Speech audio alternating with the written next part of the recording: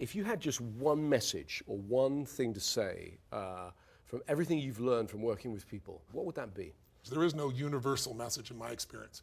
At different stages of your life, even you and I will need different things to be able to maybe remember who we really are or find the answer that we really need.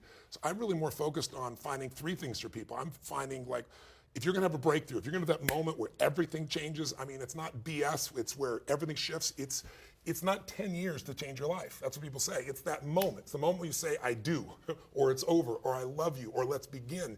And that moment happens and then becomes real when you have a strategy that really works. You're very focused on this in your work, I know. Yep. It's just like, how do you find a real strategy? Being all pumped up is not enough. I don't care how excited you are. If you're running east looking for a sunset, it ain't gonna happen. I don't care about how much passion you have and enthusiasm you have. But along with the strategy, a lot of people know what to do and they don't do it. So my focus then is, like, what's holding them back? It's the story. It's the belief that says it doesn't matter anyway. It's the belief that says I've tried everything, or, you know, I don't have the intelligence or the ability or the skill, or no one's gonna give me a fair shot. Whatever story we have that stops us from maximizing our ability, I wanna uncover that. And then people don't realize they're in a story when they're in it. We all have our stories of limits, and we're storytellers, right? My goal is to have them find an empowering story that's real. But you won't do that unless you change their state, their mental, emotional state. That state where, you know what it's like when you're on a roll and things are flowing. You don't have to think, it just happens. You hit the ball perfectly, the idea comes straight out of you, and afterwards you go, how'd I do that? I don't know, that felt damn good. I'm impressed. How'd I do that? It's great. And we've also had times you can't remember your own home telephone number, or your email address or something. You're in a stupid state. So changing people's states so they can find a story or a set of beliefs that empower them to find the strategy and really make their life work is the essence of how I think people create breakthroughs. If there's one core lesson about life, you got to find something to live for more than yourself. Something that Martin Luther King Jr.'s son was at my seminar last week in Fiji, and we spent some time together. And his father's one of my favorite people in the world, and he used to use a phrase, I paraphrase slightly, if a man hasn't found something to live for beyond himself, then he hasn't found a reason really to live. He hasn't begun to live, in my mind.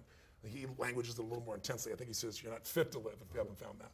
I don't know if people aren't fit to live. I think we need to find something to serve. That's where energy comes from. That's where passion comes from. That's what will make you just explode from how to get my thing done to how do I move this mountain.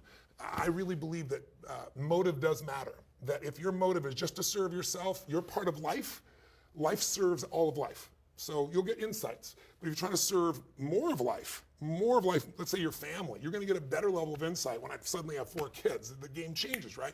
When you're trying to serve a community or a country or humanity, as corny as it sounds, you get insights no one could imagine. You didn't pick them up from a book, they just pop in your head. How are you standing there and an idea comes through you, or you meet someone and you see their kid, and you know they have blonde hair, and you know they had committed suicide and they haven't opened their mouth yet. I mean, how do you explain that? That's not psychic. It's like radio waves. 100 years ago, 1,000 years ago, if someone had said you're going to hear invisible waves that come here and you're going to look at them on a little device in your hand, you're going to see somebody across the room, they would have said you're insane, you're stupid. They called you a lunatic if you're going to go to the moon and back. That's where the term comes from. But today we just accept that thoughts are a vibration. Human emotion is a vibration. And when you tap the right vibration, you can move mountains. If you tap the wrong one, if you tap into the emotion of frustration and overwhelm and depression and you don't let it move you to action, you let it make you stop, then the quality of your life starts to drain and you don't have much to offer other people as well. Is that short enough? that was a lot. I'm passionate about this stuff. I don't think I've ever met anyone as passionate as you.